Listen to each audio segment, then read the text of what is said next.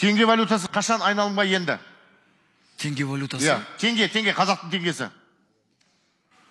Түсінбедім сұрағыңды. Теңге валютасы қашан айналымға енгізілді?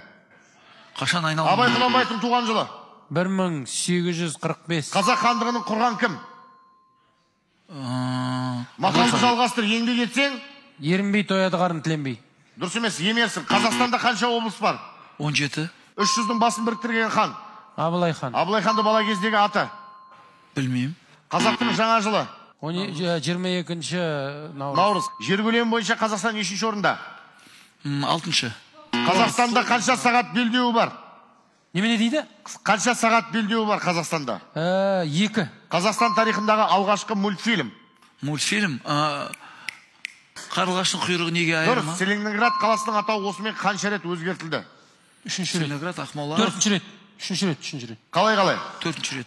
Целиноград, Ақмола, Астана. Дұрыс емес, Астана, Нұрсұлтан, Астана. Алғашқы алтын адам табылған қала? Есік.